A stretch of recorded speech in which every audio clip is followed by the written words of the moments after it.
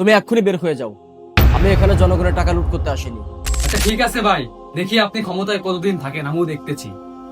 এই normal it দিয়ে কি রাস্তার কাজ করবেন? এই কাজগুলো এক্ষুনি বন্ধ করো। এই ইট দেওয়ার কোনো কাজ হবে না।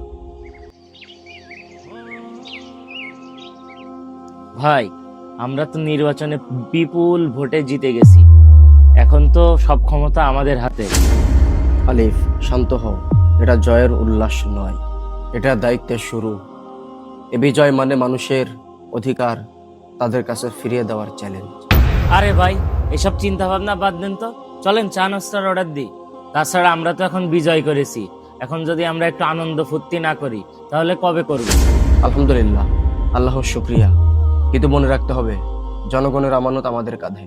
রাসূলুল্লাহ সাল্লাল্লাহু আলাইহি ওয়াসাল্লাম বলেছেন, প্রত্যেক মানুষ দায়িত্বশীল, আর প্রত্যেকে নিজ দায়িত্ব সম্পর্কে কিয়ামতের ময়দানে জিজ্ঞাসিত হবে।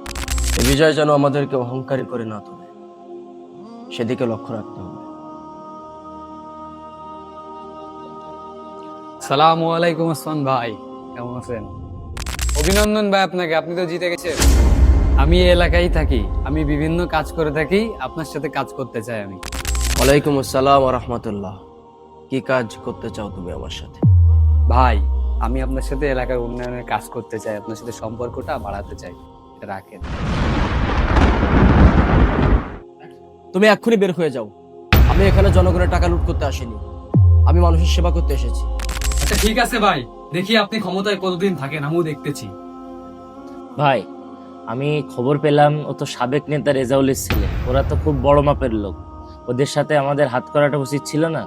আন্ডার ভাই, সংগঠনের ছেলেপেলেদের চালানোর জন্য তো কিছু ফান্ডিং এর প্রয়োজন আছে, বোঝেন তো ব্যাপারটা? আলিফ, ইসলামের দৃষ্টিতে দুর্নীতি মানে জাহান্নাম। মনে রাখিও, যে ব্যক্তি আমানত রক্ষা করে না তার ঈমান নাই। আর আমি এই ফান্ডের জন্য হারামি করতে পারবো না। আচ্ছা ভাই, আপনি আপাতত মাথাটা ঠান্ডা করেন, বাকিটা দেখা যাচ্ছে। এখন চলেন আমরা একটু ঠান্ডা খেয়ে আসি, ওঠেন চলেন। ভাই, এই নর্মাল ইট দিয়ে কি রাস্তার কাজ করবেন? আর ভাই যদি দেখে যে এই নর্মাল ইট দিয়ে রাস্তার কাজ করতেছেন, ভাই দেখলি তো প্রচুর রাগ করবে, বাইরে তো আপনি চেনেন। আরে ভাই, রাস্তার কাজ তো এরকম ইটদেই হয়, আর আপনি তো জানেন এসব। আর ওসমান ভাই তো সবসময় দিকে আসবে না, আপনারে কিছু দিয়ে দিবেন, আপনি ম্যানেজ করে দিবেন এদিকে। আর বলতেছি কি, তুমি তো ব্যাপারটা জানো, আগের নেতাগের কথাবার্তা আলাদা, সেখানে ওইসব সিস্টেমটা করেছি।